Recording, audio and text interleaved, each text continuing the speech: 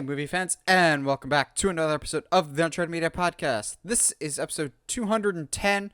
The news finally dropped, took long enough, but here we are. We're here to talk about James Gunn's DC slate that he announced, well, partially announced. He said that this is just the beginning, the opening salvo, not even all of Chapter 1, which, yes, these are not phases, they are chapters, and Chapter 1 is called Gods and Monsters, and I'm just going, I like this. So that's what our discussion is going to be today. We're just going to break down all the things that got announced. So we kind of thought maybe they'll announce like one or two new things. There's like 10 new things, and I'm intrigued to loving most of all these. Like, there's not a bad announcement, I don't think, today, but some just have much more implication going forward that I'm much more on board with. But Josh, how you doing tonight? Oh, just chilling, bud. We got an ice storm getting ready to roll through up here, so everybody's home and it's nice and cozy inside. So I'll probably try to watch some movies or something here in a bit just to kind of relax the night away. Yeah, it's just like a It's been chill though all week. I I haven't really been busy. I think like you and me have both been like constant, like the past couple days outside of today have just been constantly refreshing Twitter. Like, come on, James, where you at, dog? Where you at? And then finally, like, I think we got it yesterday, said that he was going to drop it today. And then we're like, okay, cool. So now we can move on with our lives now that James has announced all this stuff. So like half of this, I'm wondering whether it was just like a troll job on his part of just like, no, I will wait until the last possible day in January, because then it is still technically January, and I'm just like, dude, just You're why? so mean. Why? But Josh, besides all the DC stuff and all the stuff that you will be watching when you're sequestered inside, have you been watching anything lately? So for whatever, not for whatever reason, I know why. I watched a cinema therapy video about broke down like the complex PTSD of Katniss Everdeen, which is like actually super interesting. And I had realized that I'd never watched the last movie. So for whatever reason, I decided to watch every single one of the Hunger Games. So I watched the entire Hunger Games series this past week, and you know what? I liked it. I haven't watched it since it came out in theaters, and while the camera work in the first one can definitely be an issue, they definitely stopped doing that the rest of the series. So, but like J Law is killing it in Hunger Games. So clearly she did better for that than X-Men, where she just stopped caring. And I think so. The thing I think about her performance in the Hunger Games is I think that she is allowed, also because she's not wearing a bunch of prosthetics and makeup. She is allowed to be a lot more subtle in her performance, because Katniss does not show everything. There's very, very like withdrawn she doesn't have to act big, as they say. Whereas, as it's such like a young actor and not having a lot of like big franchise roles yet, her performance in the X-Men series, she, like, with all of that makeup on, it's very hard to do subtle performances when you were literally wearing blue paint. So like I'm not gonna say I give her a pass, but like I get it. I understand. Also, just have her in the makeup a whole lot less as the movie. Yeah. It was also interesting because I texted you right after I went. I saw Puss in Boots: The Last Wish this week, and it's super good. Which I never would have guessed in a million years, dude. Like, and there's always that, because like the internet was saying like the Andor is really, really good. I've now finished Andor. I don't think it's all that great. It's better than Boba Fett, but that's like, that is not hard, very, though. very low bar. Yeah. But Puss in Boots on the Last Witch is so good. The internet hype behind it, I was like, all right, maybe it'll be good. But I went to see it with one of my brothers, and gosh, it was a lot of fun. It is as close to like a anime version of like, how do I describe, like it was like very distinctly like a Shrek, a movie in the Shrek verse kind of thing. You know what I mean? Like Reckoning. it's well, because like you know how Shrek had a very distinct style of humor of like, hey, this is a reference to a fairy tale. Hey, this is a reference to a fairy tale. Hey, this is a joke about storytelling. Hey, this is you know, like it's very very good about that. But with like all of the backing of like kung fu, all the skill that DreamWorks got from like Kung Fu Panda and How to Train Your Dragon and like all these like fantastic movie series that they've done since the first Shrek, really honestly since the first Puss in Boots movie. um it's super good.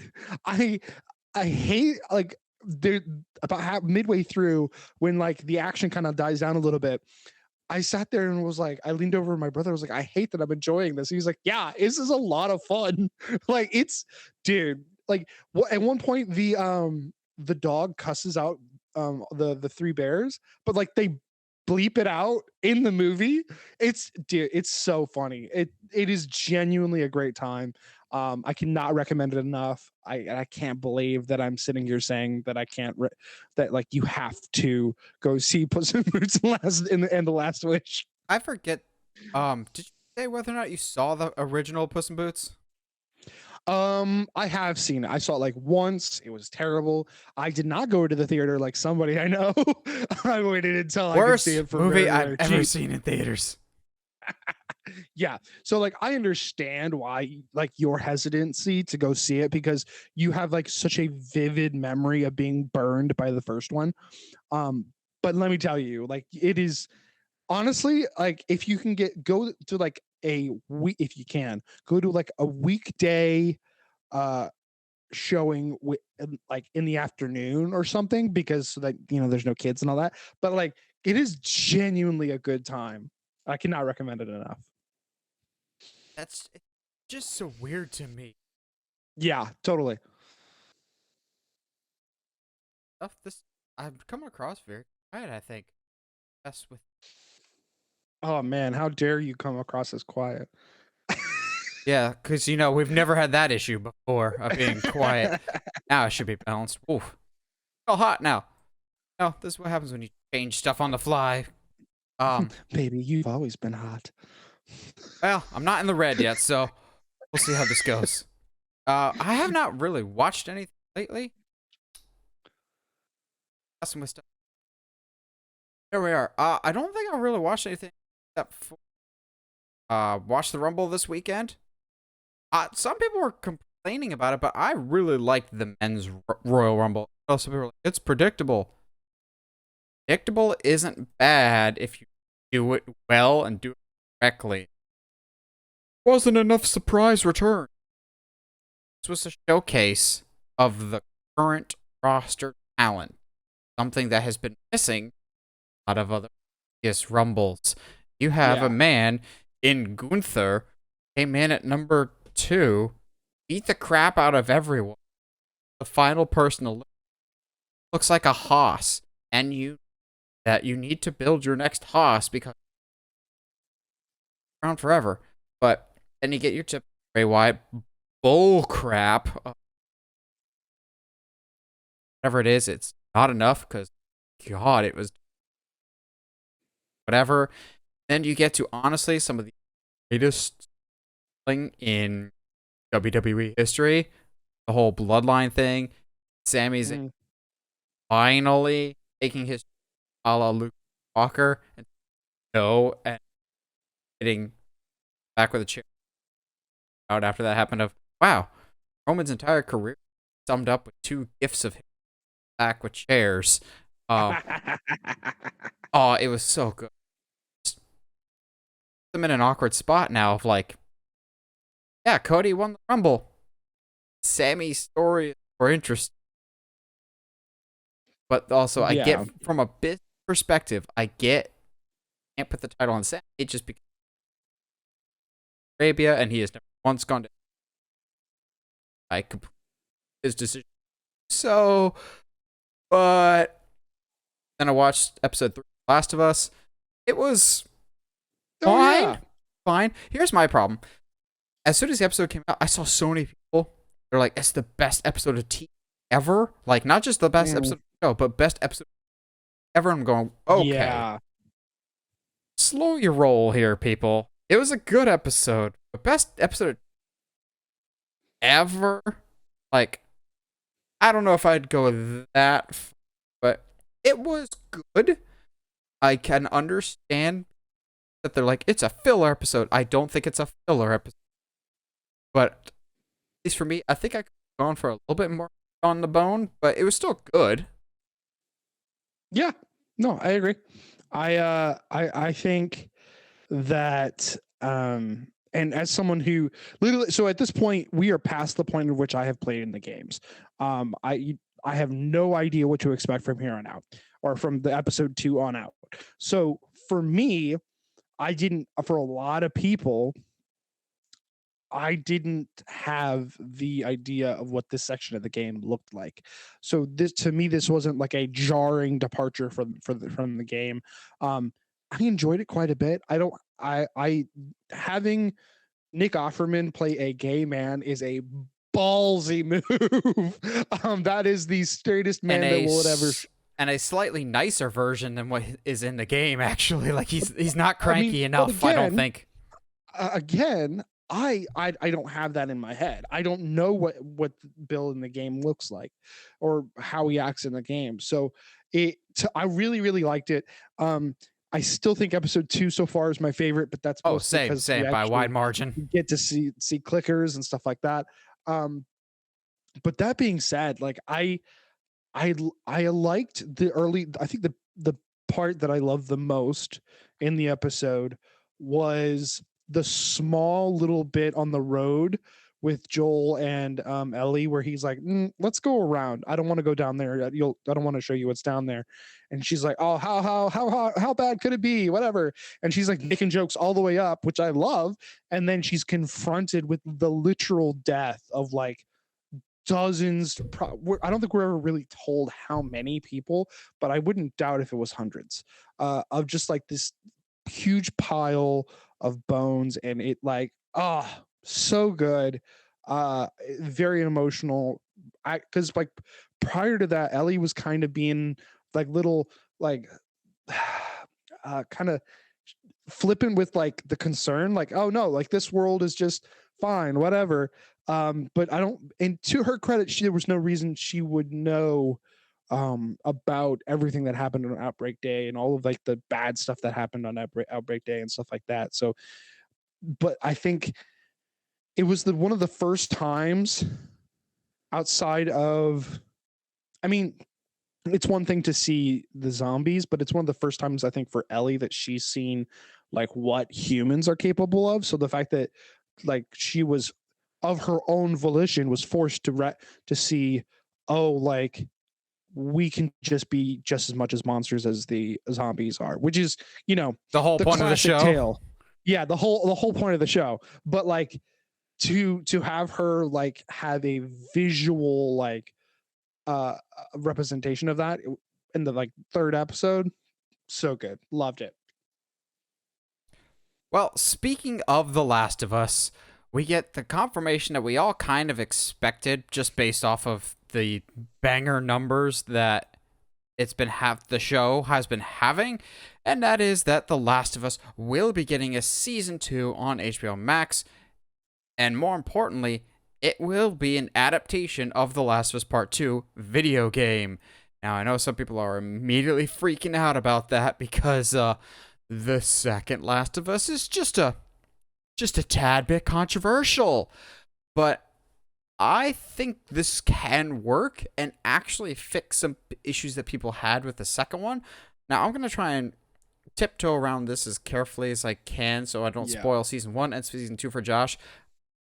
I am not a fan of Last of Us Part 2. I think on paper the story is a good idea and I get what Neil Druckmann is going for, but I think the big crucial error that they made was the order in which events happen. Something critical happens. You and I have talked about it vaguely. Something critical happens that puts the story in motion. Okay, cool. And then something else very critical happens halfway through. That halfway through event in my book, needed to happen a whole lot sooner and run parallel to the other story. That Fair. way, you're emotionally engaged in the second storyline as much as the first one. And you get much more of, I think, what they're going for, which is like, how far is too far?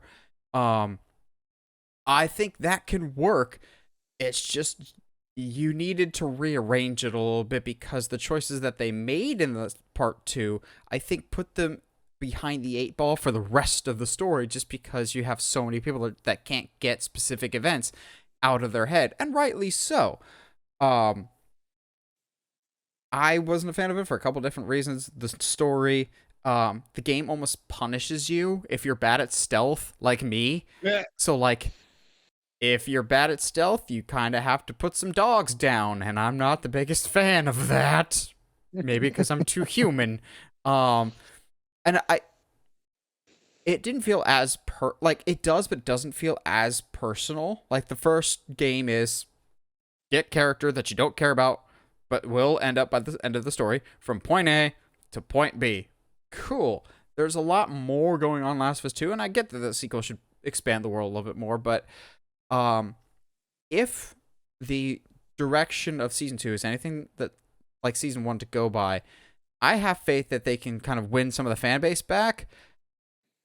But again, without dipping into spoilers, we're going to have to relive the ugliness that is The Last of Us 2 video game as soon as they cast Abby for the show. Because you're going to get a whole bunch of really, really angry people that come out of the woodwork and just go, oh, Abby, Abby, Abby, we know what's going to happen. We know what's going to happen. And just like, let the story play out first. Yeah. We're going to have a Last Jedi situation all over again of every once in a while something will come up that reignites that whole debate. And I'm just like, can we just agree to disagree on things? Because Last of Us Part 2 got so ugly for so long. It was either you love and defend this movie with every fiber of your being, or you're like me of it's a beautiful game, beautiful gameplay, but I think you made some mistakes narratively that don't get me fully connected to your story. As someone that hasn't played the second one yet and has kind of reached the expiration point of what they know about The Last of Us from a gameplay perspective,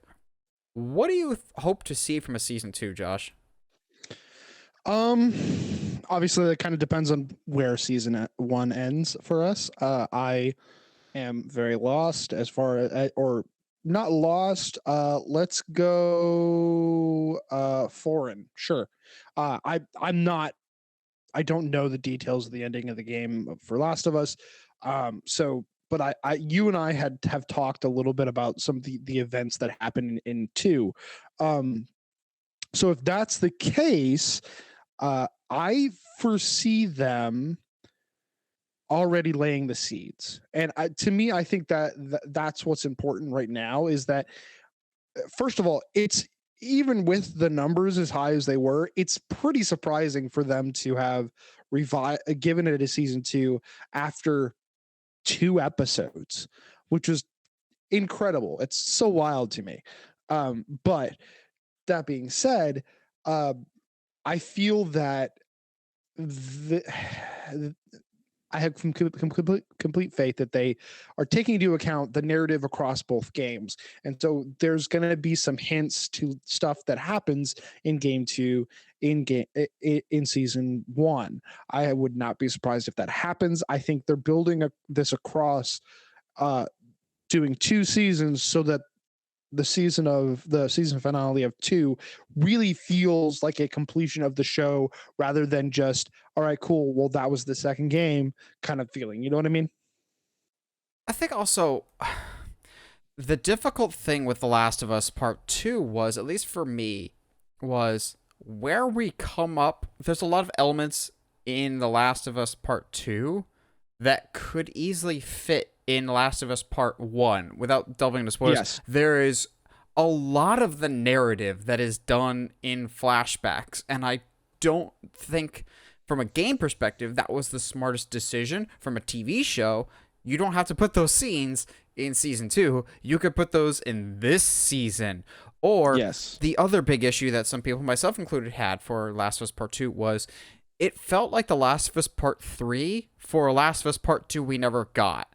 Like, there was a large stretch of time that it feels like certain characters have grown and evolved that we weren't a part of. I'm not saying that of just like, I would have liked to have seen this. It's just like, there's kind of this disconnect of like, we keep going backwards in time for this narrative instead of going forward. That why didn't we spend this backwards time just as its own standalone game type of thing?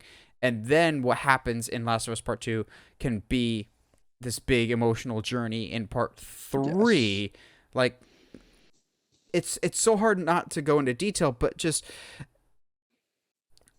rearrange the pieces that are already on the board, and I think you can really go a long way in repairing the relationship that you have already kind of fractured with the fan base, just like Last Jedi and Rise of Skywalker. Now, they've said that they're going to do a Last of Us Part 3, and I honestly have no idea where they go with the narrative, but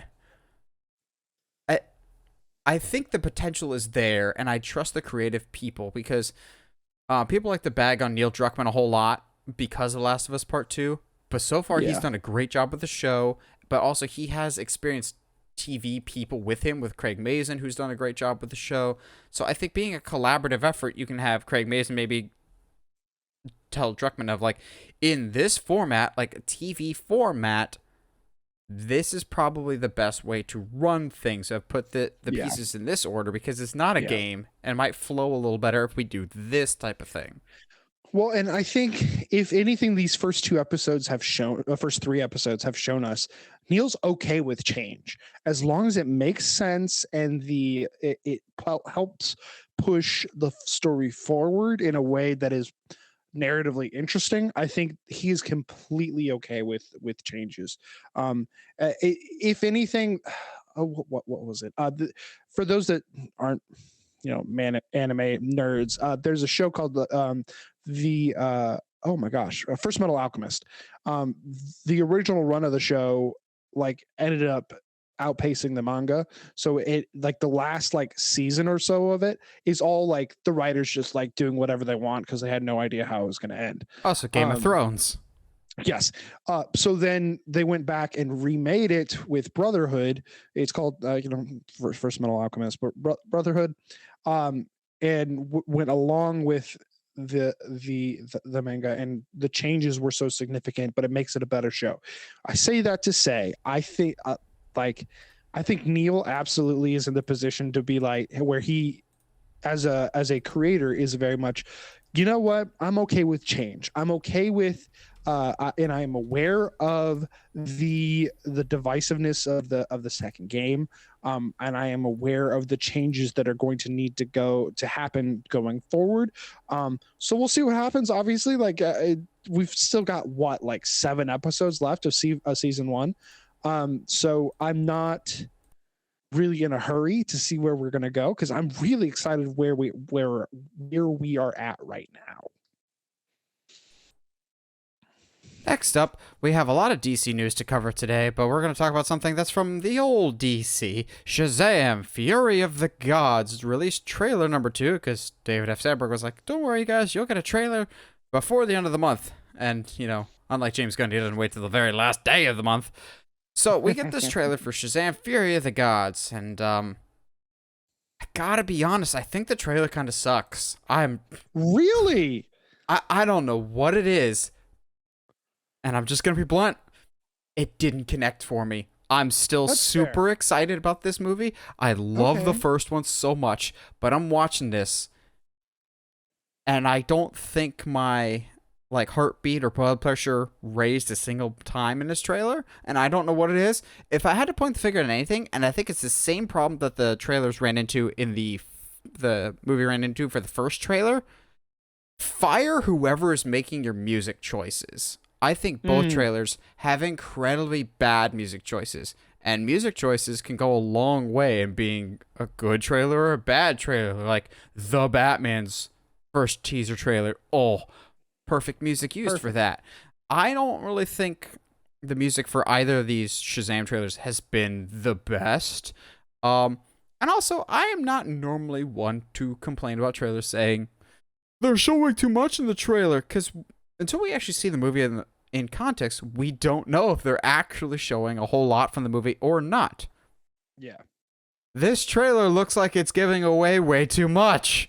Like, I feel like Josh and I's prediction at the beginning of the year that by the end of this movie, Billy Batson's going to be the only member of the Shazam Elite with Shazam powers. I feel like that's feels very blatantly spelled out here. I think this trailer is fine, but given that I also was just kind of fine or whatever on the first trailer, so far 0 for 2 for Shazam trailers for me. Of like, they could be a lot better, I think. I mean, that's fair. I actually, it's so a little weird. I liked this trailer. I kind of liked it. I think if we got this one instead of the other one, I'd like this one more. I personally feel like this hits harder emotionally, which is what I want out of this next one. I feel I agree that it definitely like spells out a little bit more of what the ending of this movie is going to be. Everyone dies. That being said, I'm kind of here for it still. I think I think there's still going to be a lot of fun that happens if Zachary Levi doesn't get canceled. Dummy. Which, okay, but I don't want to get on that soapbox, but people are getting all mad about something that he didn't even give full context to. He just retweeted something. He like didn't actually give context for it. Maybe he never wanted to give context for it, but I'm just like, this is up for interpretation in a lot of different ways. It's a stupid decision. There's no winners here, so like, I think James Gunn's response, like in a lot of things these days, it was pretty spot on. He says like, guys, I can't be altering, a multi-million-dollar movie just on a dime just because somebody said something that I don't agree with. And I was like, oh, Marvel, okay. Marvel didn't recast Shuri or Evangeline Lilly after they said politically motivated things. Yeesh. Yeah, and I think let's leave it there because I think that's a soapbox and a rabbit hole that I think you and I can go down that is very tough. It's a very tough conversation to have. But yeah, anyway, back to the trailer. I like this one more. But I think with the existence of the first one, it's just not as good. But I agree with you that I think they're showing too much. I think you and I are both people that don't think that a lot of trailers do that, but this definitely feels like it does that. Also, I'm kind of kicking myself right now because like the big joke in the first Shazam 2 trailer was, I've seen Fast and Furious dozens of times, lady. Well, Billy, if you had, you would have recognized Jason Statham's mother, also played by Helen Mirren. I'm just now realizing that maybe they put that joke in there intentionally, like having Captain America check out the Star Wars movies because Samuel L. Jackson.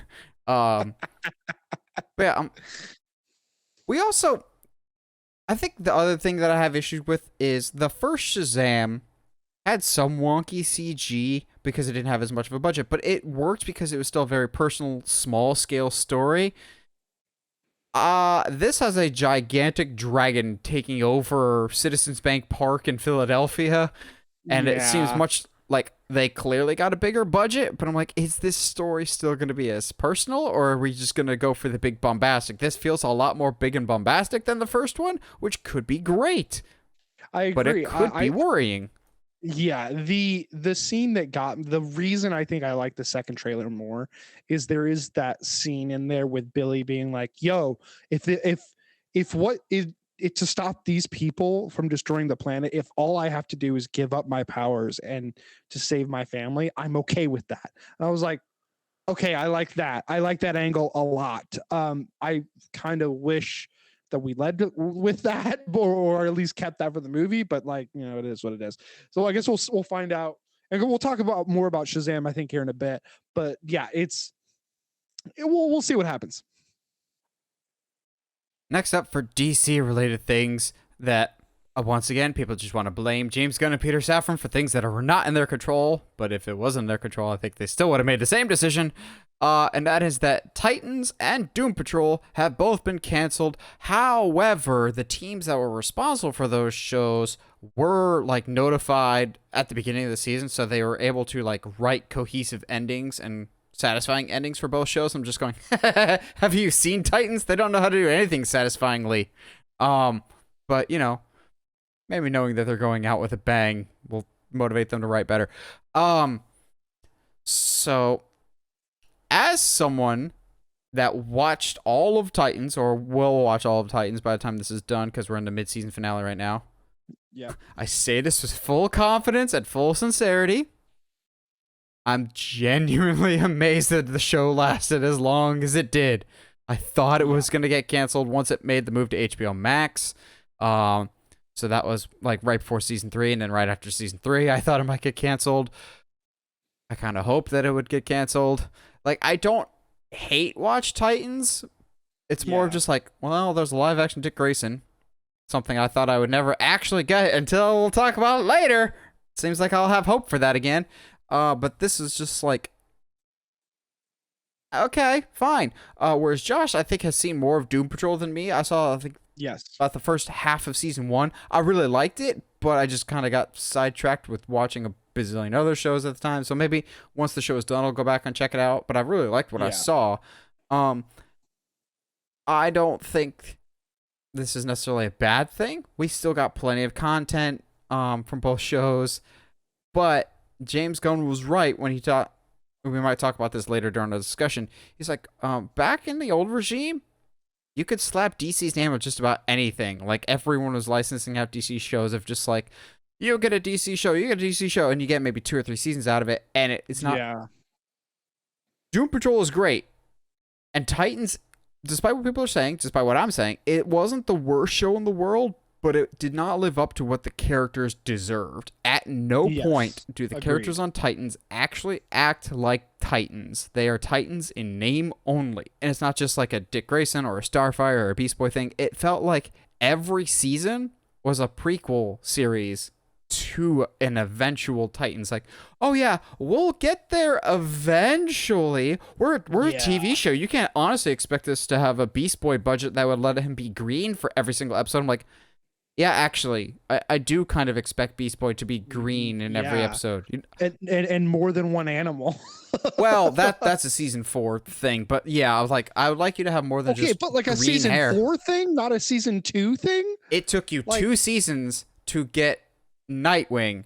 For context, he burned his Robin suit in the Nightwing in the Titans season 1 finale. So you literally had him with no superhero outfit whatsoever for a good chunk of season 2, just to really draw out those subscription service numbers for DC Universe back when that was a thing. Which I'm still getting on my soapbox for just a second here. DC Universe, back when it was both comics and video stuff, had both Titans and Doom Patrol and all their other shows premiering in 4K. Now all those shows, when they premiere on HBO Max, debut in HD, even though other stuff like Last of Us and Game of Thrones are in 4K. I'm going, you have the 4K files. You've shot these in 4K. What are you doing? Hopefully they resolve that with whatever the merged app is. Because it's also like not like the app can't support them either, because like they have the 4K stuff. So it's like, we know you can do this. Why aren't you doing this? It's wild. But no, I'm with you though. I've seen Titans season 1. I've seen Doom Patrol 1 and half of 2. Doom Patrol is so weird and so incredibly charming. It feels like something that James Gunn would love. But I understand. I totally get it. It is not everyone's cup of tea. I was surprised, as much as I loved season 1. I was surprised when it got renewed for season 2. Titans season 1 is okay. It did some interesting things, but likewise, I was surprised it got a season 2. Some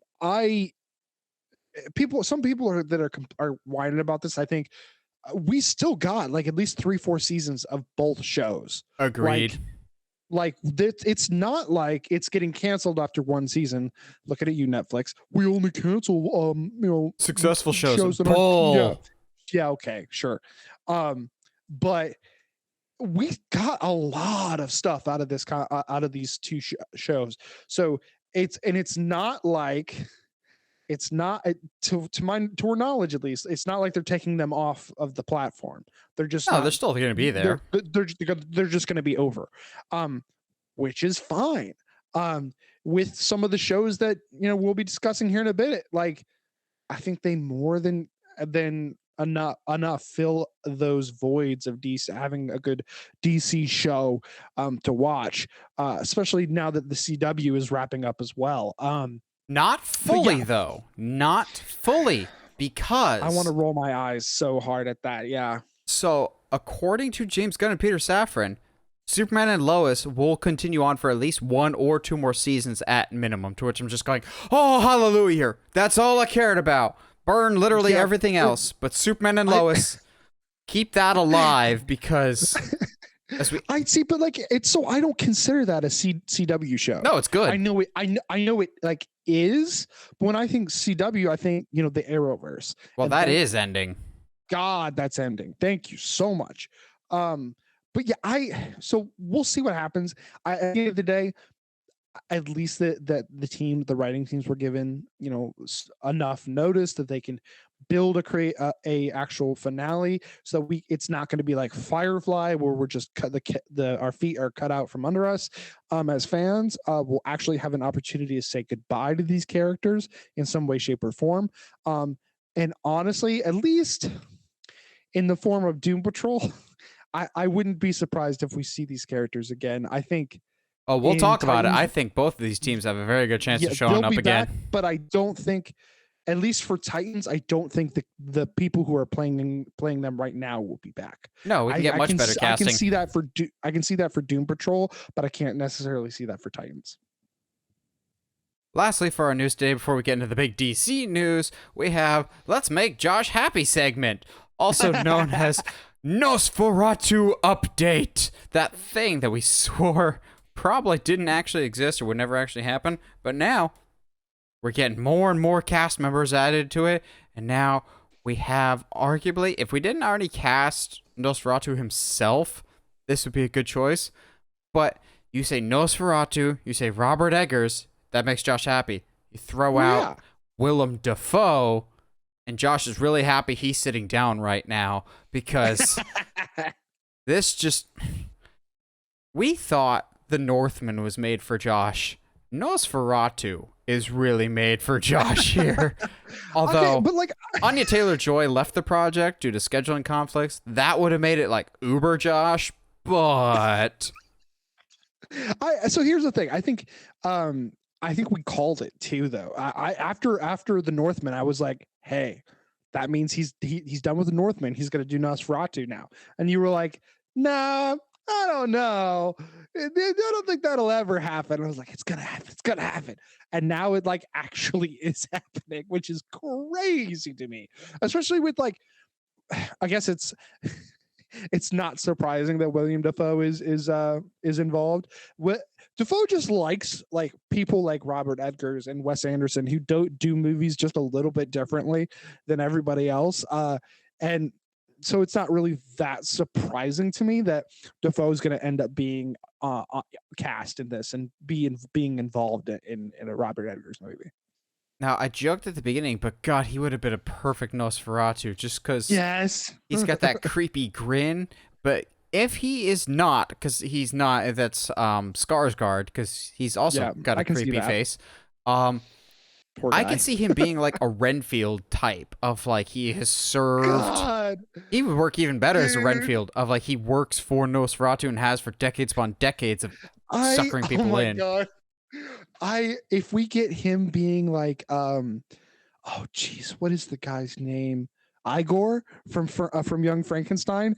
If we get like a Willem Dafoe being Igor in the Nosferatu movie, is like perfect. I'm here for it. Where he's like always. I mean, maybe I'm just hoping for more Young Frankenstein, but like Willem Dafoe looking at Nosferatu and being like, "What hump?" is like that visual to me is so funny. And honestly. One, he's done funny stuff before, but he's played like darkly humorous characters before. Because in The Northman, he's kind of a dark comedy-ish character. Like he's got some campiness to him. Well, like how the character's introduced in the Northman, you're going, that's a visual I didn't need to see from Willem Dafoe. It's so funny. I love that. I might go rewatch Northman just for that. Just that one scene. Just that one scene. Or him fighting the ghost knight. That was so cool. I love that scene as well. It's because Josh just loved the Northman. It was a solid 6. Okay, it's not. Oh wow. Okay, I guess I need to say this. I don't think I've ever said it on the pod. The Northman was fine. I love some of the visuals. The acting is fantastic. It is weird. Like I want my medieval stuff to be. However, you telling me this man was presented with the opportunity to settle down with Anna Taylor-Joy and like create a family and create a life that he never had, but instead was like, nah, revenge and a naked. I'm a naked fighter man on a volcano. On a volcano sounds better. Like, come on, dude. Like the whole movie to me was him building to this realization that revenge isn't everything and it's not going to settle things. And then especially when it's revealed like what his mother did. But then he's like, nah, revenge is everything. It's like, come on, dude. Okay. I see. Oh, and to be fair, that is the only reason it's so low. Because for the most part, I enjoyed the movie. It's very weird. It's kind of like why I like The Green Knight was enjoyable to me too. It was still weird, but like, the thing that does it for me in The Green Knight is that it doesn't necessarily. I both like that it doesn't beat all of the subliminal messaging over your head, but at the same time I was like I kind of would have liked some direction or just some idea of like, okay, what was that? You gotta like at least give me some context, but it doesn't do that. Anyway, all that to say, I'm excited for Willem Dafoe in Nosferatu. So, like, we joke that Nosferatu is, like, made for Josh just because it's a whole bunch of recipes into a pie that he would very much enjoy. But also, like, this is a pie that I very much need in my life as well. Just because as we talked about last week with our best of the 90s, one of my favorite Tim Burton movies ever made is Sleepy Hollow, and that is 100% down to the aesthetics, and Robert Eggers knows aesthetics. Like, you can just see the Vavitch and the Northman and Lighthouse and just go, this man loves his drab color palettes and his realism. Also, like, looking at his previous track record, this movie's going to be called The Nosferatu, which I don't actually hate that. I don't I really like that. The Nosferatu, and it'll shoot it in 4:3 like an old film reel. It's just shot for shot. Nosferatu always has such a good aesthetic. Like, I even have seen the Klaus Kinski version, and the opening for that I think is perfect. Just give me Robert Eggers doing spoopy, and I am there. Like Robert Eggers with a creepy castle with some fog rolling in, just on a loop for 2 hours, like a moving screensaver, and I will still enjoy it. I will be surprised, honestly, if he does this in color. I would not be like, I'm expecting if it's in black and white. Ooh, baby, a triple. Yeah, I would like if that happens, I have to come. We have to watch this together. Like that, like it's like the perfect amalgamation of both of our love. Like the and kinds only of one of us is gonna like it. Honestly, like the way like Robert Eggers movies, as much as like I love the amount of creativity and detail he puts into them, you either love them or you hate them. There's no like, they're not those kinds of movies that like have a mass appeal. They're not fun. They're not fun. They're like an A24 movie. Like A24 movies are not for everybody, but the people who like them love them. Speaking of liking and loving things, like and love Uncharted Media merch, whether it's the tinfoil hat shirt or the Uncharted Media mug, or Uncharted Media hoodies. It's still kind of cool weather out. Josh needs one because that Stormfront's rolling in. Bring it full circle.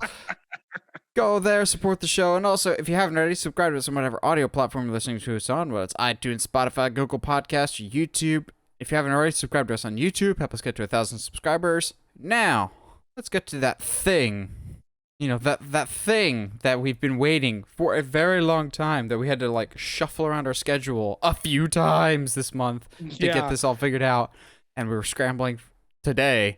But James Gunn is like, here y'all go. Here's everything. Well, here's some of the stuff. What's scary is this is just some of the stuff that they've got planned. So they introduced, quote unquote, part of chapter 1. They're not phases, they're chapters. Chapter 1, Gods and Monsters, which, you know, harkens back to the news topic that we literally just talked about with Nosferatu, because the first time I know of that line is from, I believe, Frankenstein, to a new world of gods and monsters. And then they tried to have the balls to bring that line back for 2017's The Mummy, and I just go, God is dead.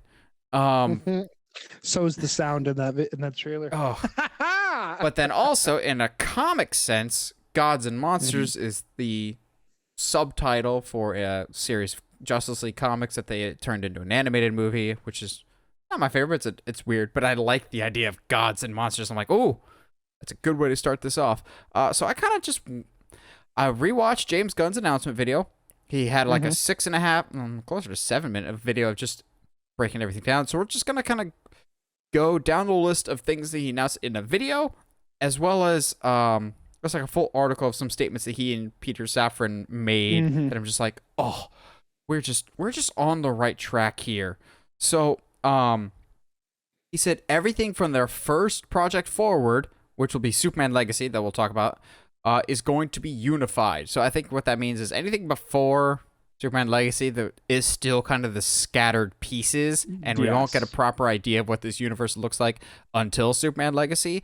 Wow, if only somebody suggested that movie should be the start of your universe and you build everything out from there.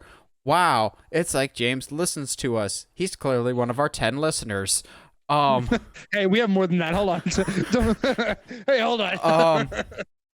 James Gunn also promises to only go into production on movies with finished screenplays. This just should be common sense, but you'd be amazed. I feel like, when he said that, I was like, well, oh, yeah.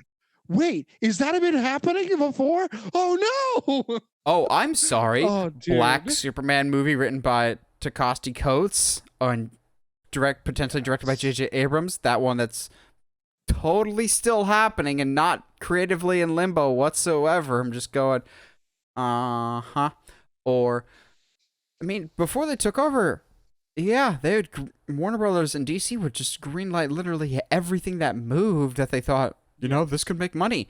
Ava DuVernay's New Gods movie, James Wan's canceled Black Manta movie. That was what the Trench movie was going to be. It was a Black Manta movie.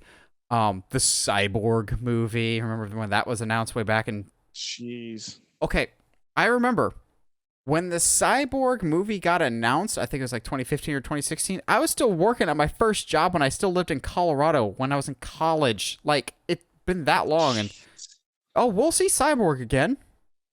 Preferably as a member of the Titans.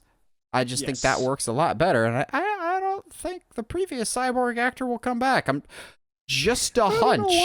But according to James Gunn, the door is still open for several of the other actors to come back, which does kind of confuse me. So we'll talk about this very briefly here.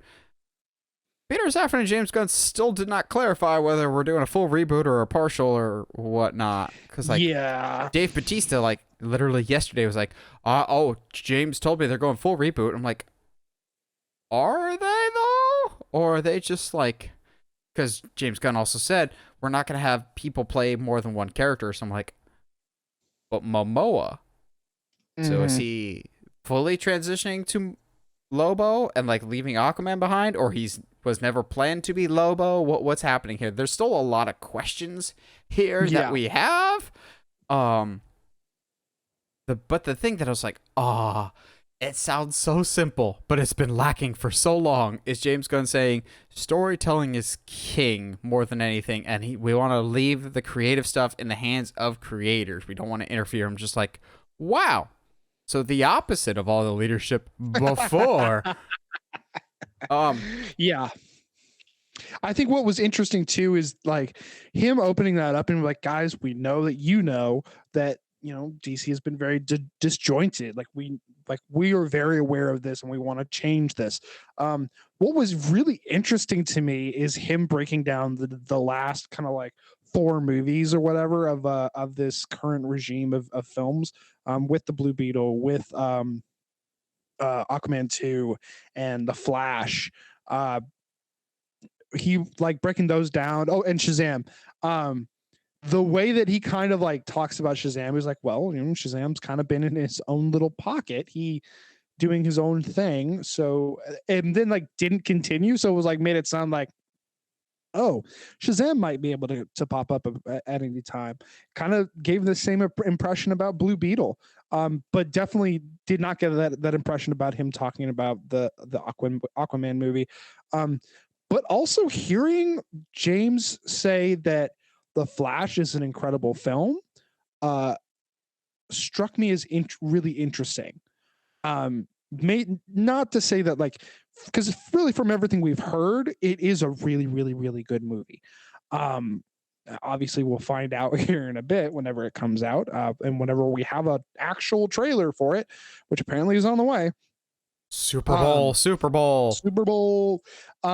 We will see. I very like, all things aside, the way that James launches this into the slate was very reassuring, and like said a lot of things that I feel like you and I think a lot of DC fans felt like, well, that's just common sense. But at the same time, I think tells us common sense is not common. Yeah, told us a story of what happened in the past regime, of like them just being like, yo, that's a good idea, green light that, announce it, get it people hyped, instead of being like, okay, let's develop this. All right, the screenplay is ready, we're going to pre-production.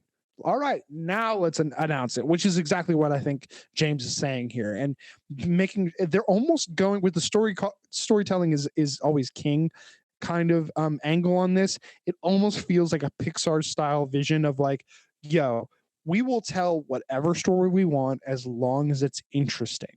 And I get that feeling from the slate that he goes to announce, with a lot of the stuff that we'll come to talk about. But yeah, chapter 1, Gods and Monsters, super excited this already. Like, I think that was like the first like minute was him being like, all right, guys, here's the thing. Like sitting down like an old friend, like, all right, listen, you've had some bad relationships. We got a lot to talk about here. Okay. I also think it's funny. He's just like, we're going to have PG-13, but we're also going to have R-rated stuff, which makes total sense knowing James Gunn. He also wanted to make sure that things that are Elseworld are so distinctly labeled as such. He said the Matt Reeves universe is absolutely going to continue, as we'll talk about later here, but is clearly Elseworld. He gave 3 specific examples, which kind of made me really proud of him. He's like, we have our Elseworld stuff, like Matt Reeves's Batman universe, Todd Phillips' Joker, and Teen Titans Go. I'm just going, the fact that those 3 were thrown into a sentence together, but it shows James Gunn really does love and appreciate the art of animation, something that other companies, Disney, has seemed to abandon or not really care as much about in recent years. But from the get-go, when he took over for DC, he was like, yeah, we're gonna have these characters incorporated in film, TV, animation, and video games, to which I'm just going, are you going to give us a good Nightwing game this time and not Gotham Knights? Are you going to fix the issues that are currently on the horizon for Suicide Squad Kills the Justice League? Mark my words, guys. That game is going to have problems. That's why it got delayed. It's going to have the exact same problems that Gotham Knights did, of realizing don't hitch your wagon to the Avengers game. That's exactly what's going to happen with Suicide Squad Kills the Justice League. Mark my words. But they want to diversify their assets. I think that's incredibly smart. Now, speaking of Elseworlds, because there's not really any other place to talk about it, he did confirm that The Batman 2 is coming October 3rd, 2025. So exactly when we said it would, 3 years from now. Yes. It just makes sense, 3-year gap. But better yet, he gave us the official title for The Batman 2, titled The Batman Part 2. I know. Just mind blowing. I mean, they could always Oh, dude. change it later to like The Batman Deep Freeze or Batman City of Chaos or something like that. Yeah. Something along those lines. But Part 2, I'm just going, okay. Okay. They didn't give any story updates. Yeah. But I see, but I like that. I like part 2 a lot. Especially in like a early production kind of sense of like, all right, cool. So we're not telling you anything other than it's going to be the second movie. It to me that means it's been written. He's done. Especially if they're going to be coming out in 3 years. That means they've got to be getting into pre-production here pretty soon. I would think anyway. So then let's get into the stuff that James Gunn did announce, and he was right. They're going to have movies, TV shows, animation, and video games. The only thing that wasn't announced today was anything video game related, and I'm sure that'll come in time. But the first thing that got announced, honestly, was something animated called Creature Commandos. Now, you get a whole bunch of people online, us included, that are just going to go, huh? Like, I have never heard of Creature Commandos, but then you look at the roster, you're just going, so public domain characters. Cool. So I looked it up, and they're like characters that got recruited to fight in World War II, like fictional characters like Frankenstein, Wolfman, and whatnot, that fought in World War II, but they said it's going to be newer, and it will have characters like Weasel fighting alongside Rick Flag's father, Rick Flag Sr. I'm going, so long as you still have, like you teased in the picture, Frankenstein, the Bride, and some other kind of monsters, I don't care. I'm in. You tell me that monsters will fight Nazis, or not even just Nazis, just bad guys. Yeah. Yes. And also, I could see this being R-rated. Oh, I can too. The graphic that they used was interesting too, because it seemed like one of them was like a Ghost Rider type character. He looked like Diablo. Yeah, either Diablo or what's the flame guy from Suicide Squad? That's Diablo.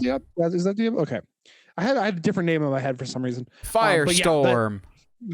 That guy that can do fire things. Either way, the graphic alone got me excited. I'm intrigued.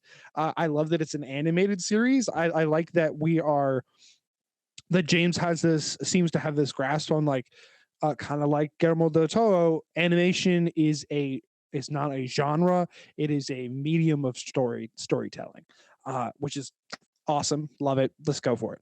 Also, something James Gunn said with Creature Commandos is he said, we're going to have characters that show up in animated and live action form, but when we do that, we're going to make sure that the people that show up in live action are also the ones voicing the characters in animation and vice versa. Going, good. Voice actors need to be recognized as actual actors too, but also it's not my biggest pet peeve, but it is a pet peeve that I've always hated it when you've got like a big character and then the studio can't be bothered to bring them in for voice stuff, looking at you specifically Marvel's What If of like either get everyone back or just completely recast everyone. Don't half effort everything, because that's exactly what If did of like, well, yes, you somehow got Michael Douglas to return, but Robert Downey Jr. was too expensive. I understand Robert Downey Jr., but like it was so inconsistent with your voice cast. I just like that if someone's voicing something here, they're going to be playing them when they eventually show up in live action form. That's cool. Which is actually really, really exciting. Yeah. So then we get next, where some of the confusion comes in. We're getting Waller, which is a series about Amanda Waller. It will be set between Peacemaker Season 1 and Season 2, and it's supposedly the reason why Season 2 of Peacemaker has been delayed is just because James Gunn has been so preoccupied with the Superman script that we'll talk about here in literally next topic. This makes me think it's not a full reboot, because like Peacemaker kind of needs parts of the universe to logically make sense, but then again, maybe The Flash takes place in between Peacemaker Season 1 and Season 2. Ooh, yeah. Like, whenever The Flash eventually comes out, you're going to have to explain where it takes place in the timeline of why certain characters will show up and why certain Yeah. characters don't. Viola Davis is returning as Amanda Waller. That's not surprising, but given that it takes place in between Peacemaker season 1 and season 2, I'm sure those ramifications from the finale of Peacemaker with her daughter Adebayo and what Adebayo did to Amanda Waller, I think that'll play a big factor into the show. I agree. Then the big news, obviously, we already kind of knew it was happening, but James Gunn writing a Superman movie now has a title, Superman Legacy, coming to theaters July 11th, 2025. And for those wondering, if you're seeing it opening night, July 10th, it is only 891 days away. It is already on my home screen to have that as a countdown. I cannot wait. Also, if ever there was such thing as like a really dumb, stupid bet, it would be to say anyone other than James Gunn will direct this movie. He's writing it, and I feel very confident saying he will also be the one directing it, just because this is the first movie in this new universe. This is the one that's got the most pressure on it, and I think James would much rather just be like, I'll be the one, I'll be the first penguin in the water type of situation. I'll set the tone going forward. And I've already seen some people online just like, should I be nervous that James Gunn is doing a Superman movie?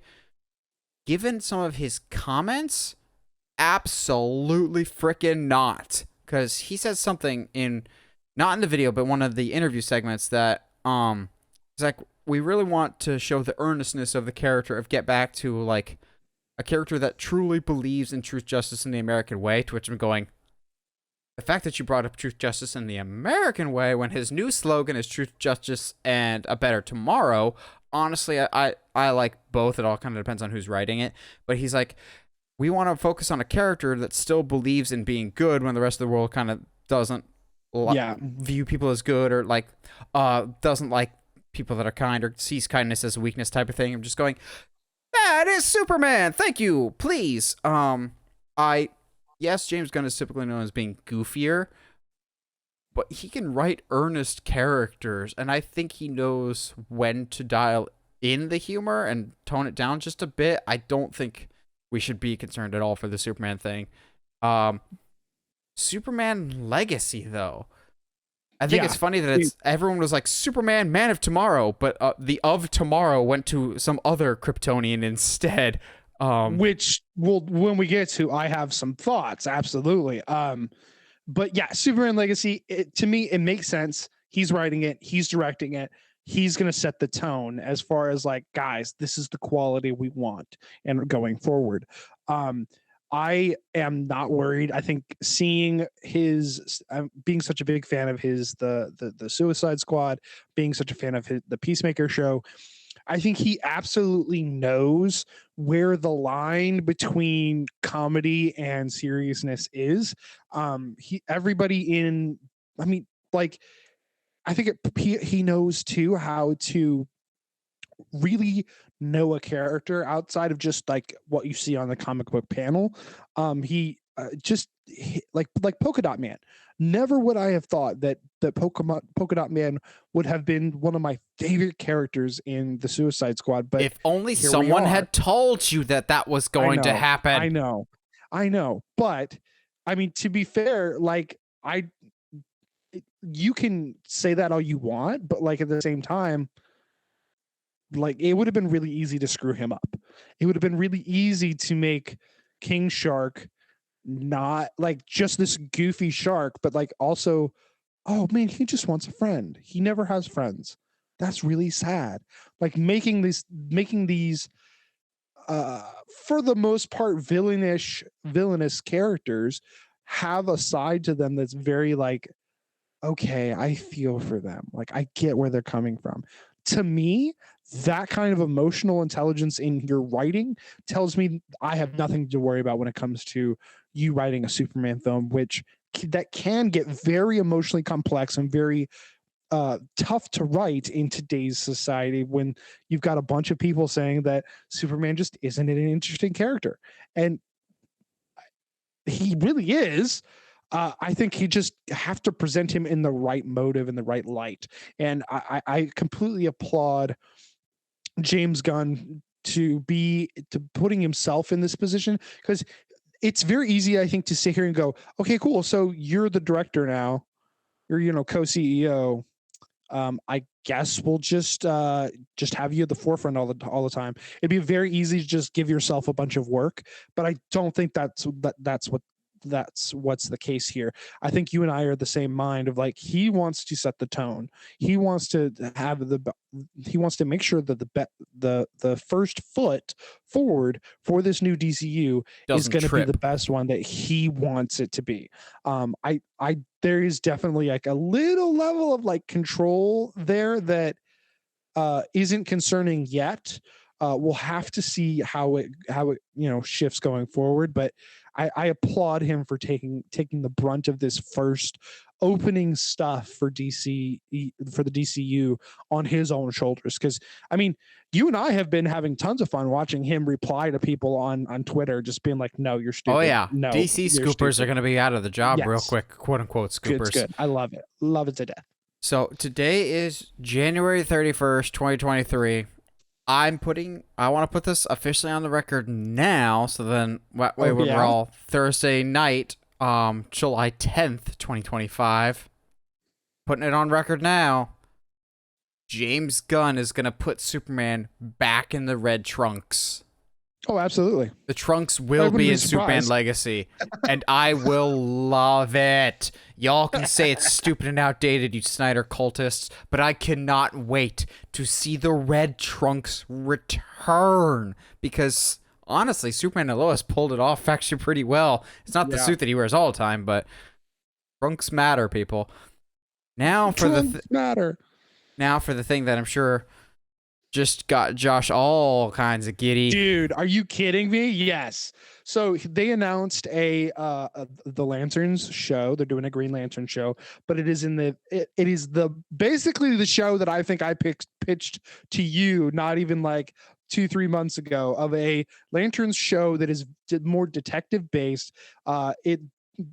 They talked about making it very, very like True Detective style. I think the thing that caught my eye, or my ear, I guess, was that he said, we're going to do True Detective style. You're going to have people like Hal, like Jon Stewart, uncovering this mystery in the galaxy that ends up by the end of this first season 1 being a great threat. So I was like, okay, cool. So the events, it's one of those like, okay, so we have to watch everything happening, not just because, we're going to interconnect everything, but because, hey, there's actual threats that might come up later on in movies and stuff like that, because all of our content is unified. It's not just like, all right, well, we're going to make this girl a mutant, so you have to watch the show. Like it's going to be, guys, like the Lantern Corps is uncovering some interesting stuff. Like they're the like James said, they're the galaxy's cops. So like, why not? And just it's Hal and John. I'd be happy with one, but the fact that it's both, I'm just going, yes, please. And James Gunn also said that, yes, those will be the primary 2 lanterns that we'll be following, but other lanterns will show up, and just going, Kilowog, please, Kyle. don't get ahead of yourself, man. Dude, but could you imagine if the threat that ends up happening is that Kyle he's in his period of like going off and like he's gathering all the lanterns, or it's Atrocitus. Oh no. Oh dude, if I get Atrocitus out of this show too, I'll die happy. I don't even care. Well, also, James Gunn did say that this show will have a big part of, will be a big piece of the overall plan of what the first chapter will be. So I'm going, so you're going to introduce some intergalactic threat at some point in the show that might be like a Justice League villain at some point. Probably not Darkseid, just because we got him too recently with Snyder Cut. Maybe like a Mongol, or that's what I was thinking too. Yeah, Mongol I think would be a good intro villain. You could introduce Brainiac and some other project that we'll talk about in a little bit here, but Lanterns. I'm ready because, knowing James Gunn, he will also introduce the other spectrums, to which I'm just going, Blue Lanterns, please, Lantern Wars at some point. Lantern, like the idea that this is happening and the idea that he wants to delve more into the lanterns gives me more like excitement for the events of what is the Blackest Night, that like those events might actually end up happening, which is crazy to even think about that book comic could come to life. But like there's stuff that, and we'll see here in a few, like there's stuff he's pulling from that, like typical James Gunn's kind of veins, are very obscure in ways that not a lot of people do know about, but like have that are really, really good stories overall, not just like, well, hey, let's do you want to do that Doomsday thing because that was a big deal, right? That sold a lot of money. Yeah, let's do Doomsday. Does it matter? No, but we're gonna do it anyway. Like, yeah, I have a feeling that kind of stuff will not happen in James Gunn's universe. Speaking of the obscure as well as the well-known, we have The Authority, and I'm just going, Triple H, Stephanie McMahon are going to be in a movie with James Gunn. That's an obscure reference for all y'all normies. No, even I had no idea who The Authority was, but it's supposedly it's like The Boys or Invincible, of just like heroes that have much more aggressive methods, and apparently this is like James Gunn's passion project. I'm just going, okay.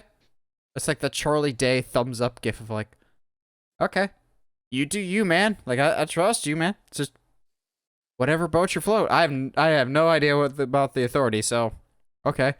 But the next one was a TV show called Paradise Lost about Themyscira, the home island of Wonder Woman, and all the social, economic, and political intrigue of the island. I'm going, that is not an approach I would have taken, but that sounds like a really, really cool concept. I'm not going to lie. It keeps things very varied. So like we just talked about Green Lanterns for Intergalactic, you could have something Game of Thrones-esque in the world of Wonder Woman. I think that's a really cool idea.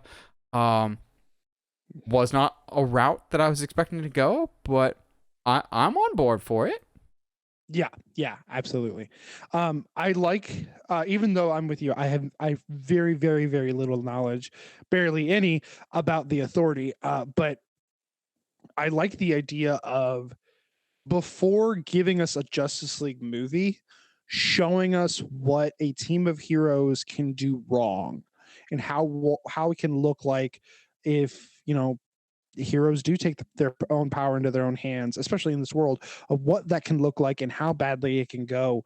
I really like that idea of showing us the dark side of it first, so that we can then really revel and enjoy the Justice League that we do get eventually. I really like that story. Paradise Lost, legendary Wonder Woman run. I'm excited to see where we go with it, what all it looks like. The movie's definitely like putting that weird shield around it. Definitely kind of make it this place that is unobtainable, and it kind of even though like I enjoy the characters that we meet there, it does make the island seem kind of unrealistic. So seeing like some of like the background of the political intrigue and kind of the reasons Wonder Woman was made, not birthed, will be very, very interesting, to say the least. Now for naturally, the thing that I was most excited for, but it did take me a moment to step back. And I think this also has much bigger ramifications, not just for this universe, I'll say that. So the night before we got this news, so like Monday night, some journalists were sharing gifs of Batman and Robin. So I'm going, are we gonna get some Robin news? And sure enough, the introduction to DCU's Batman is gonna be called The Brave and the Bold, and we'll see the return of Robin in live action form, with a catch. It will be Bruce Wayne's actual birth child of Damian Wayne, who James Gunn says that is his favorite Robin. I'm going, so no one is perfect. Um, I mean, Wrong okay, answer, look, James. We all no, look, know it here's the ain't thing. Damien. Granted, The Damien has gotten a lot better as a Oh, a lot character. better, yeah. He used to be a miserable little kid.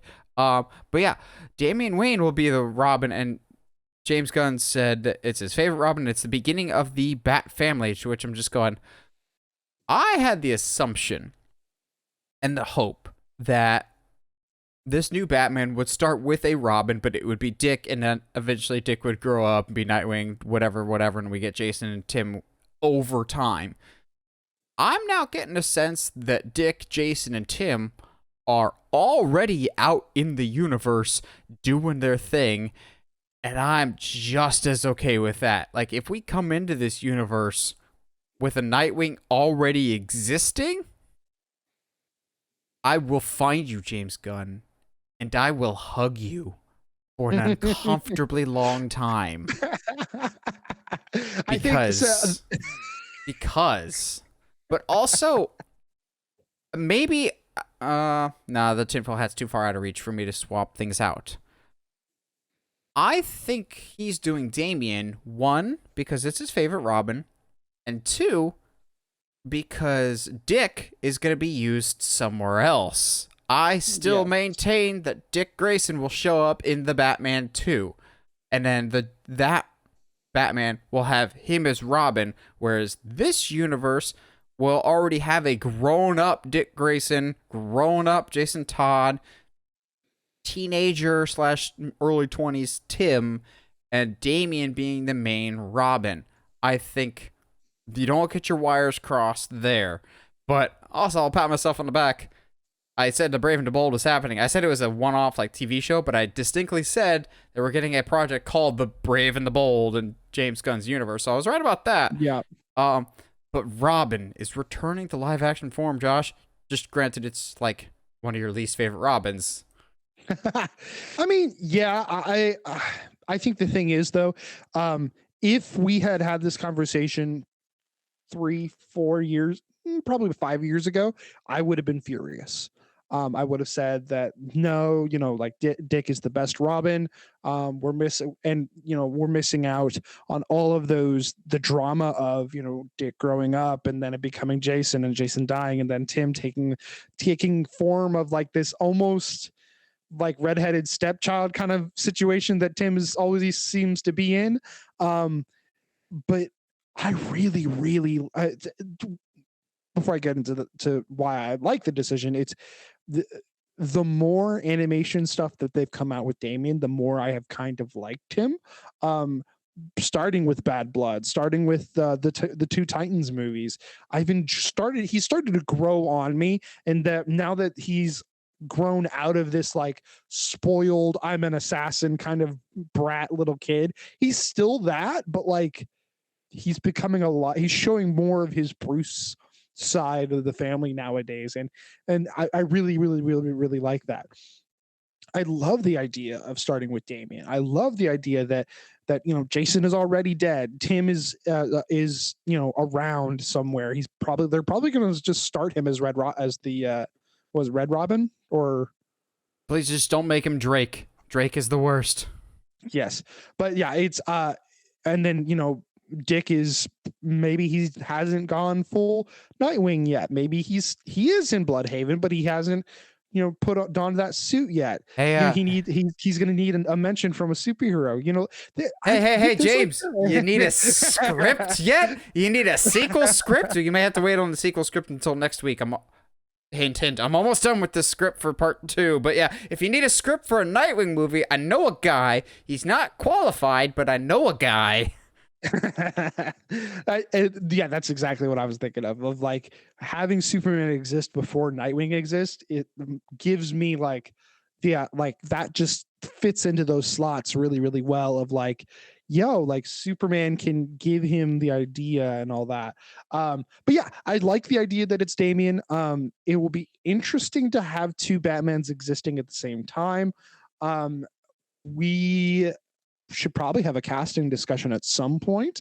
Maybe that'll be next week's episode. Maybe, but like it'll be interesting to say the least. I'm actually pretty excited about it now that I think, like, the more and more I think about it, excuse me, the more and more I think about it, the more excited I get. Because this should be prime Batman. If we have Damian, Yeah, this Batman should be absolutely. in like early to mid 40s, and I'm just going, oh, the prime Batman that we've never gotten of like in his peak physical condition, and also because I have more faith in James Gunn doing this than Matt Reeves. Not it has nothing to do with storytelling and stuff, but in terms of just like wanting to portray exactly what's on the panel. If anybody would bring back the blue and the gray from the comics and do the white eyes, Yeah, James it would be Gunn. It'd be James. Oh, if James Gunn brings blue Batman. And next up, I'm not gonna lie, I'm also pretty excited about this one, but it seemed like the most obvious thing in the world. Literally, as soon as James Gunn was announced to be in charge of DC, everyone goes, "Oh yeah, so you're doing a Booster Gold thing, right?" And James Gunn's like, "Well, I like the character, but nothing's confirmed." And everyone's just going, "Yeah, right. So you're doing a Booster Gold thing, right? Because he's an obscure character that we all love." And James Gunn's like, "Okay, yeah, I'm doing a Booster Gold thing." Well, yes, that just makes sense. For those that don't know, Booster Gold is a complete reject from the future. He's like a washed out football player who steals a time machine, goes back in time with future technology to our present day to make himself look like a great hero because he's got like this future tech that he's able to stop the bad guys. He's pretending to be this grand hero, but in reality he's a phony. In his own timeline, he's a loser and he's a bum. And I'm going, I cannot wait. I know some people are like, Nathan Fillion. No. He's a little too old. He already has a role in the universe with Arm Fall Off Boy. And two, I'm not going to lie, I think there's a better option right now than Nathan Fillion. As much as I love Nathan Fillion, for those that saw, and once again, I'm going to have to mention it just because, Top Gun Maverick, Glenn Powell, also known as Hangman. Yeah. Yeah. No. Yeah. Sure. He was going to be on my short list for like Superman, but that's it is I what think it is. he's too cocky, I think, for Superman. See, but like that's just an act, my man. You're thinking Hangman. I think that could I don't know. I've seen Glenn Powell in a couple things, and he's just Hangman in everything I've seen him in. Fair enough. Okay. As someone that saw both seasons of Scream Queens with Glenn Powell. Okay. No, yeah, this makes sense. It's the easiest go-to. As you know, somebody who did Peacemaker, it just makes sense for him to do Booster Gold. Like it's not like that far of a step for him. Like, yeah, a loser who steals technology goes back into in time to be a superhero. Yeah, okay, that's sounds pretty spot on to me. So, yeah, this I think was the least surprising of all of the announcements for the day. This might have been one of the most surprising, and it's just because, like, well, we were so hung up on Superman, Man of Tomorrow. We were almost right. It is Super of Tomorrow, but it is Supergirl, Woman of Tomorrow, is becoming a movie, which this comic run that James Gunn was describing that it's going to be based off of, I had never actually heard of it because it's a very recent comic run of basically so clarification here. Some people are already running with the story that it's Kara Zor-El. I'm going, I wouldn't jump to that conclusion just yet, just because it's a blonde one in the picture that he shared. He could be. That is art. That's art. That is art from the book. Yeah, from the book. But it is not Kara Zor-El that's going to be in the upcoming Flash movie. So correct. I'm not saying one way or the other that it will be a new actress or it will be Sasha Calle from The Flash. I'm just saying people are already assuming that James Gunn is recasting, or there's other people that are assuming that they're going to keep the Supergirl. I'm going, as of right now, with everything else, we cannot confirm one way or the other, I think at least. Yeah. But basically, this Supergirl, whether it's Kara or some other version, like some other universe, she survived the explosion of Krypton, but she didn't land on a farm like Clark did. She basically gets sequestered to this little chunk of Krypton that is like debris and was raised on that. I'm going, okay, that's That could be interesting. Now, here's where I think you could also introduce another galactic threat of Brainiac is often more described as a Supergirl villain than a Superman villain. I see them tied together more often. Like Superman and Brainiac are like, that's a big thing, but I feel like Supergirl and Brainiac are an even bigger thing. So I think Josh is the one actually more excited for this than me. Yeah, I personally I like the character of Supergirl a lot anyway. I just always was never that big of a fan of whenever she gets introduced. There's that what is it? It's one of the animated movies where she's introduced and like Doomsday, not Doomsday, Darkseid tries to, you know, recruit her as one of his harpies and stuff like that. And it's like, yeah, that's fine, I guess, but like um I find like the maybe this is telling. I like the idea of a Supergirl who has grown up on Krypton but escaped to and to live on and kind of like live out her teenage years on a chunk of Krypton floating through space, and having to deal with the trauma of losing her home planet and like what to do now.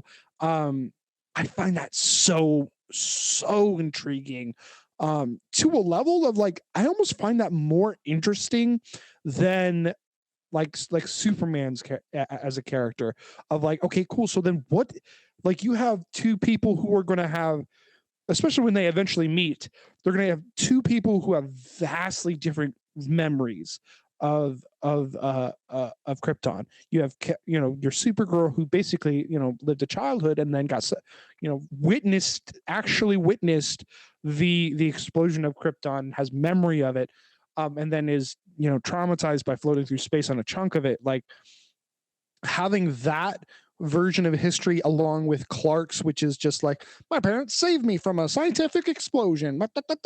Like having those two versions clash on screen is going to be so incredibly interesting, and I'm really excited about it.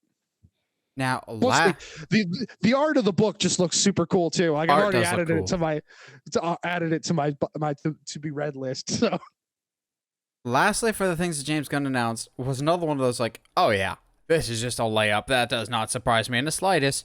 Is we're getting a Swamp Thing movie, which James Gunn made it clear. He's like, yeah, Swamp Thing's kind of doing his own thing, but does tie into the larger DC universe. I'm going, so then Swamp Thing, like Swamp Thing is always everywhere. He's ever present because he's a swamp thing.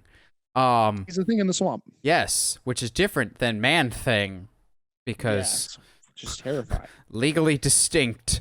Then some people brought up the great point of you do have one James Wan who has now done you two Aquaman movies and has a strong horror background that was involved with a Swamp Thing short-lived TV series. I'm going kind of on board with that. But can you imagine Guillermo del Toro's Swamp Thing? Dog, don't even tempt me. Don't even tempt me. I would, as much as I would love that, I would be a little worried that Del Toro would decide that he wants to take his own twist on it, which I'm always fine with. I just think it doesn't work in this context of like, hey, we have a very specific goal we're trying to do and stuff like that. That being said, yeah, absolute layup for James. I'm not surprised by this at all. He's easily one of the most interesting characters for the DCU, and like way to show range. I know like we're not wrapping up quite yet, but like from a Superman legacy movie to a Swamp Thing, a horror, which he did say was going to be very like graphic and was going to be very rated Swamp Thing movie, which is like very reassuring of, okay, cool. So stories that deserve the R, we're going to go there with it, not overly sanitize it. Like as much as I love Endgame and Infinity War, incredibly sanitized. Civil War, Captain America: Civil War, incredibly sanitized. Of people, there's certain people that should have died, but Marvel doesn't want to pull that trigger. Okay, fine, whatever. But it sounds like DC is okay with pulling that trigger. Is okay as long as it's Yeah, especially on Bruce Wayne's first. parents. Yeah. It makes sense if it makes sense from a storytelling standpoint and it makes sense in the universe as a whole, then we'll do it. And it's like, okay, cool. I really, really, really like that. I'm really excited for a Swamp Thing horror movie. Like, let's go. Dude, I love Swamp. He's cool. I like the idea of it. I'm all about it. How much more excited would you be if a certain witch in stockings that looks like a magician shows up? Dude, I'm not saying Constantine because they're doing that thing with Keanu, I think. But if Zatanna, that's still in limbo. We're not sure. I don't think we're sure about that one yet. But if we get like Zatanna to show up in Swamp Thing and set the stage for a Justice League Dark movie, because that thing's been in development for probably like 2 decades at this point. And that feels like something that's absolutely up James Gunn's alley. That is so him. I can totally see him doing something like that. And really just in this slate that he announced today, I wouldn't be surprised at all. Gods and Monsters makes sense. Okay, cool. So then what is the rest of the slate look like? Dude, so here's what I want to ask you. Do you think... Yes, Dick Grayson will show up in every movie from here on out, and he will be the central figure moving forward. Nah. He will be the Nick Fury after he gets his 12 solo movies. No. Do you think this is all that Chapter 1 is going to be? That's Sam. I think because James Gunn said it wasn't all this. There is a thing called San Diego Comic-Con later this year, which I think will get some castings at that and also get some more announcements. Because I don't think he said in the video, but I think somewhere I saw that he wants to do like 2 TV shows and 2 movies a year. I'm going, that sounds like actually a good amount there. That doesn't sound overkill at all. You're not oversaturating anything. No, there's no way this is the end of Chapter 1, in which case we can still hold out hope that we were right about Green Arrow showing up at some point. Because Arrow and Canary has a really nice ring to it, I think. I agree. It will be interesting. I think they're saving a lot of the clarifications for Comic-Con. I think James made the promise and so gave us stuff that also, according to him, already has screenplays and is already in pre-production. Technically speaking, he wouldn't be announcing these things unless they were already in pre-production. Also, I think he's holding off clarification until after The Flash comes out, and then we can see kind of what the extent of reboot is. And he did give an update on the whole Ezra Miller situation of just like, are you keeping Ezra after The Flash? And James Gunn and Peter Safran were both very much like, we're very proud of Ezra's progress. They seem to be getting the help that they deserve. They're rooting for the best for them. When that conversation comes around, we're more than willing to have that conversation. I still maintain Ezra's not coming back. The reason that they're saying that now is they're just being diplomatic because the Flash movie is still on the horizon. If they just said, no, Ezra is a menace to society and a legal liability, we're not keeping them around anymore. That will only hurt the Flash movie. Yeah, and I think that's also one of the reasons why he was kind of vague as far as the extent of the reboot, because I can definitely see people not going to see some of these movies, even though like I'm super excited to see Blue Beetle. I'm super excited for Aquaman 2.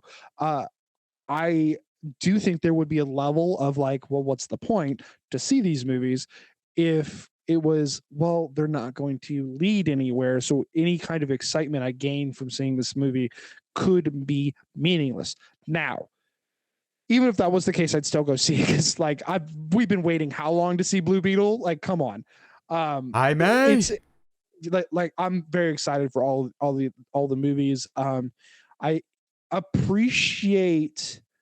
think overall, I really, really, really appreciate James Gunn and his approach to things and his ability to interact with the public and us crazy fans. Like some of the way that he has interacted with some of the scoopers, he's even interacted with fans, has been so like comforting and be like, okay, we're actually in really good hands.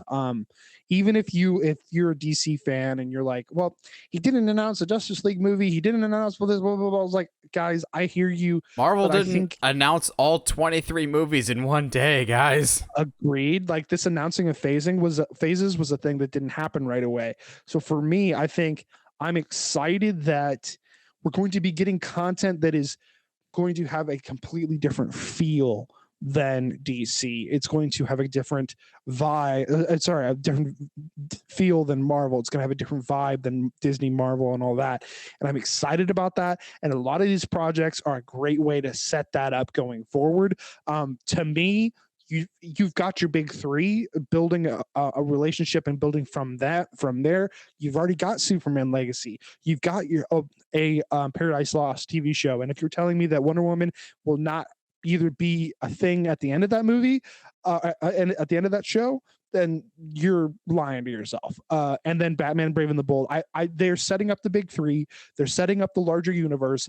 This is, to me, laying down that groundwork so that when we do get Justice League, we do get that feeling of like, oh my gosh, it has been 10 movies or whatever of seeing all these different characters and different scenarios, and now we're seeing them all together for the first time on screen. It's going to be, to me, that's a manufacturing a way better moment than anything Zack Snyder did. Like those, they were cool, but it didn't feel as a fan like it was earned. And I think the way that James is setting all this up, it's going to feel earned as a fan. Like, yes, finally, let's go. Like that kind of feeling going forward instead of what has been happening prior. When James Gunn was first announced as the new head of DC, I don't listen to him very often, but I do remember a specific quote by Kevin Smith, of all people. He's just like, here's just my first guess or speculation. James Gunn is a big fan. He grew up with the material. Kevin Smith has said for a while that he thinks James Gunn's end goal is to more or less recreate the finale or the intro section to Super Friends of like the row of heroes running towards the camera. I'm going, I do not hate that idea. With James Gunn in charge, I know Josh and I have done a podcast episode before in the past of like comic book wish list of things that we've never gotten in live action film that we want to, but like with James Gunn, we could finally get a Hall of Justice, a Watchtower, a Teen Titans or a Titans movie, with his love of the obscure and just love of the source material, and with them giving him carte blanche to do this 8 to 10 year plan, I feel like truly anything is on the table right now. And looking at this slate, it is a good balance of established with some tweaks. Like, it would have been very easy to do Batman and Dick Grayson Robin. As much as I would have liked that, I appreciate that it's Damian. It's tweaks, it's established things, but tweaks that we don't necessarily expect. Or like Superman. Yes. I know some people are pissed. I was initially. They're like, why didn't you bring back Henry Cavill? To be honest, it's because the previous regime sat on him for too long. That's why. And they wanted a younger Superman. They're not doing another origin story, but that type of like a young, not as confident Superman before he becomes what he's meant to be, while still retaining the essence of the character, sign me up. Superman Man of Tomorrow, the animated movie, did a great job with it. Honestly, I say it all the time, but look to Superman and Lois as your template of like how you do a good Clark and a good Superman story in the 21st century. So I am optimistic. I think there's a good balance here between movies and TV, types of genres. Like Paradise Lost is going to be so different than Lanterns, which is going to be so different than The Brave and the Bold. There's a good diversity here. But what do you guys think? Were you satisfied with this announcement lineup? Did it live up to the massive hype that's been building for months and months?